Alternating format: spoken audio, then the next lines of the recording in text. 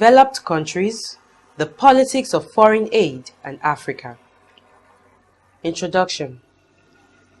The objective of this study session is to examine the ways in which developed countries use foreign aid in international politics and their relations with African states.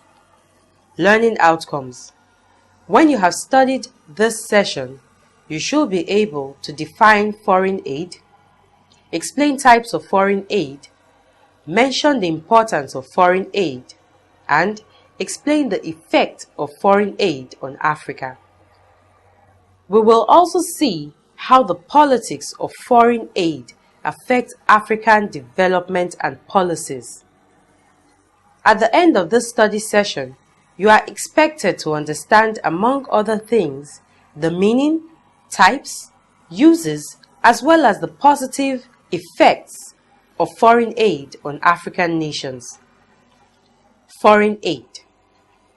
What is foreign aid? Simply put, foreign aid refers to assistance which takes different forms, given by one country or group of countries or organizations to another country or recipient. According to E.K. Hawkins in his book, The Principle of Development Aid, he writes that aid is foreign because it originates outside the national boundaries of the recipient country, and it is called aid. Such flows are not determined by the same principles as government flows of trade and capital. K.J. Holsti, a scholar of repute in international relations, defines foreign aid as the transfer of money, goods, or technical advice from a donor to a recipient. From this definition, you can understand that when one country gives another country money, either as gift or loan, technical knowledge or skill, etc., it is foreign aid. There are various types of aid, such as 1. Military aid. This involves the transfer of military personnel, arms, armament, and advice from a donor state to a recipient state. This includes the outright gift of military weapons such as tanks, personnel carriers, bullets, rifles, etc. The training of recipient nation's military in the donor nation free of charge or at a highly subsidized rate, or even the sale of weapons system at low prices compared to the cost in world market. The involvement of Cuban soldiers in Angola and the Ogaden War is an example of this form of aid. 2. Technical assistance. This form of aid consists of the transfer of skill and knowledge from donor state to recipient state. This always involves personnel from the donor going to work or advice on some, for example, technical and specialized projects in the recipient states. At a time, it involves the training of personnel of recipient nations in the act of managing technical and specialized machine or prospects. The training of Nigerians in technological field in East and Western Europe and the United States, Nigeria supplying African nations, particularly East Africa, specialized personnel in the field of law and education, and the current technical aid scheme TAS by the federal government are good examples. 3. Grants and commodity import programs. These are outright gift of money and distribution of surplus produce and or products to the recipient nations.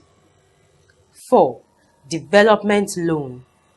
These are given for development projects to help the recipient develop her economy. This form of aid can be used in a flexible manner, and the recipients usually have long time to repay. social and cultural aid. These include the transfer of educational books and materials, help in organizing cultural activities, gift of food and drugs in time of famine or natural disaster, etc. Examples of these include the Life Aid for Africa in 1986 to help Ethiopia, vaccines to Nigeria by UNICEF, etc. All these types of aid, especially the first form, can generally be referred to as economic aid. This foreign aid, that is, not biological aids, can come from individual nations or from an international organized body. If a nation gives aid, it is known as unilateral aid. But if a body of nations such as the United Nations or AU or the African Development Bank gives aid, it is known as multilateral aid. Foreign aid has some uses which are essentially political and are usually promotional or protective of the interest of the donor. In-text questions. U.S. sending experts to aid Nigeria in search of kidnapped schoolgirls. A statement issued by President Jonathan's office said the U.S. offer includes the deployment of U.S. security personnel and assets to work with their Nigerian counterparts in the search and rescue operation. The statement said Nigeria's security agencies are working at full capacity to find the girls who were taken on the 15th of April 2014 from their school in the remote Northeast. 1. What type of aid can the above statement be classified? A. Military aid. B. Technical assistance. C. Social and cultural aid. D. Development loan. 2. What is the difference between military aid and technical aid? Feedback on in-text questions. 1. The correct answer is A. If you chose option B, C, or D, then you are incorrect because sending military experts to assist the Nigerian government in locating the 200 Chibok girls that were kidnapped by Boko Haram terrorist group qualifies as military aid. Importance of foreign aid. Some of the uses of aid are: 1. Aid helps the donor to secure certain political objectives which it cannot secure through other policies. 2. Aid is an instrument of foreign policy to the donor countries. The donor can achieve its foreign policy objective by threatening or actually withholding aid. 3. Aid may be used to entice a new member into an alliance. It can also serve as a tool to reward an alliance partner. 4. Aid may be used by the donor to change or influence the recipient's domestic or foreign policy. 5. Aid may be used to create political stability in the recipient country to the advantage of the donor. 6.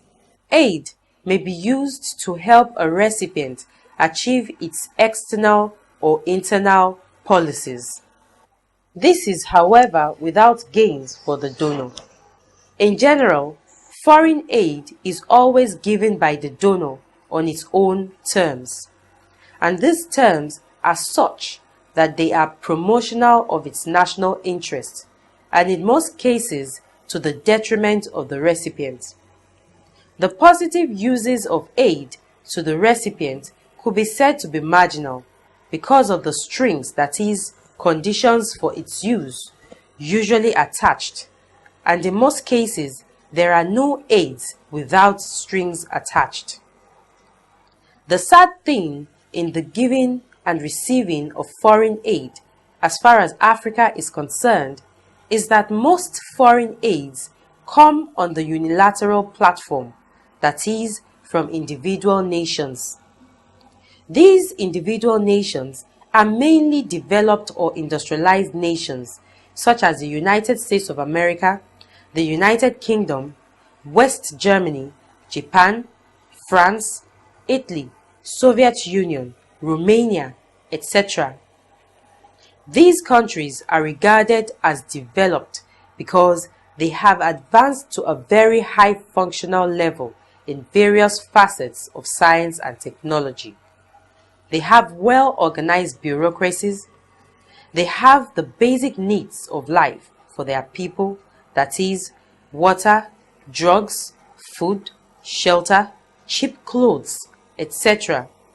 And they have well-developed and functioning infrastructural facilities, such as roads, airports, seaports, electricity supply, among others.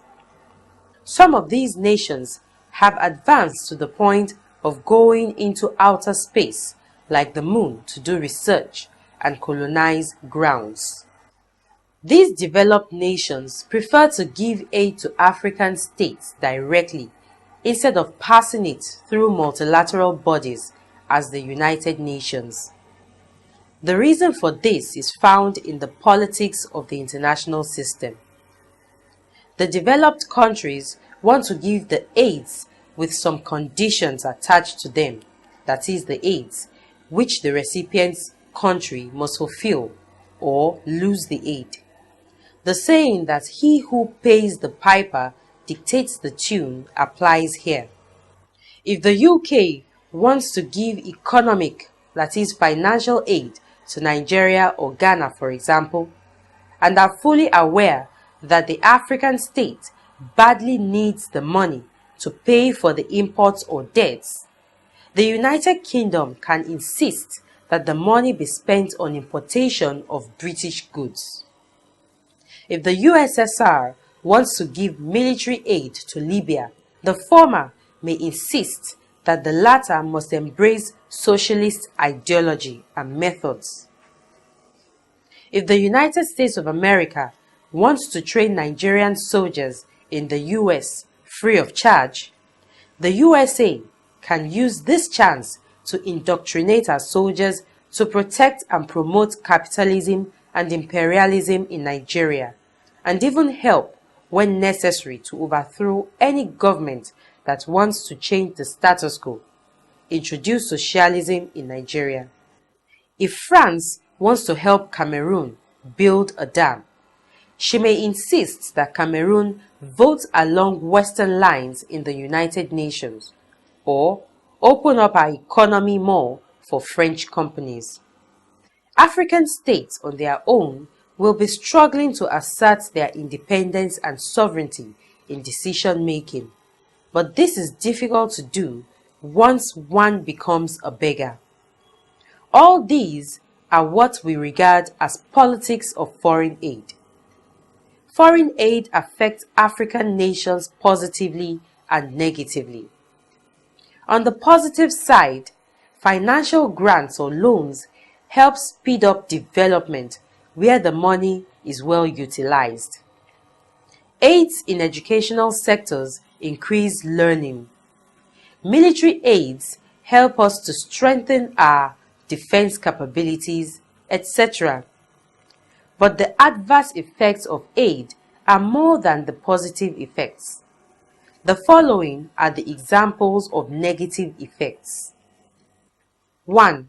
Foreign aid is used as a means of weakening Africa's development to make Africa more dependent. Example, food aid creates false consciousness of satisfaction. 2. Foreign aid is used to influence our foreign policy to suit the interests of developed nations. 3. Foreign aid is used to manipulate our economy. Example, to force us to open our economies to the multinational corporations that exploit our labor, market, and resources. 4. Foreign aid promotes ideological and other cleavages on African soil. Thus, the much-needed unity of the continent is destroyed. In the face of this adverse effect of foreign aid, what will be the solution to our need for development capital or efforts? Should Africa continue to receive foreign aid or stop? In answering these questions, one needs not to be very rigid. The point must be made, however, that African states should avoid any foreign aid that mortgages their sovereignty or that weakens or retrogresses instead of progressing the self-sufficiency. Aids could be received by African states from the developed nations if the aid is given on favorable terms and if the aids will speed up self-reliance. All aids received must be properly utilized for the benefit of African states, not for the interest of foreigners and their African stooges or for the construction of meaningless edifices. To achieve these, it is better for African states to accept multilateral loans and leave off bilateral loans.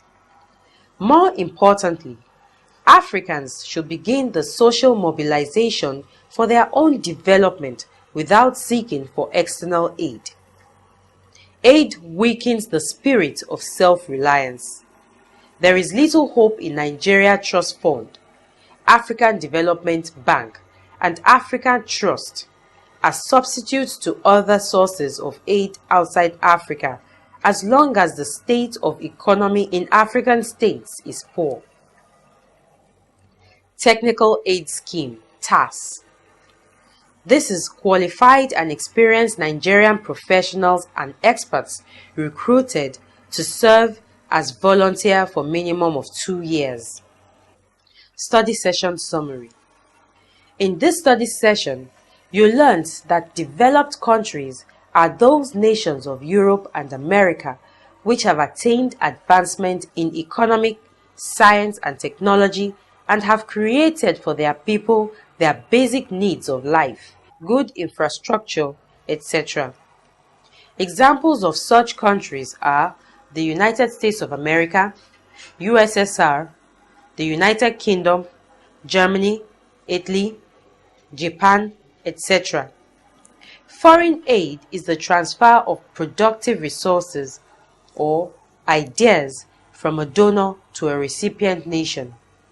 We also learned that there are different types of aid: economic aid like loan, military aid like gift of weapons, sociocultural aid like food, drugs, or drugs given during natural disaster, etc. The developed nations prefer to give bilateral aid and use foreign aid to pursue their own interests in Africa, and most often such aid don't promote, instead they weaken African development. Salvation lies in multilateral aid and in self-propelled development among African states. End of study session 12. Thanks for listening.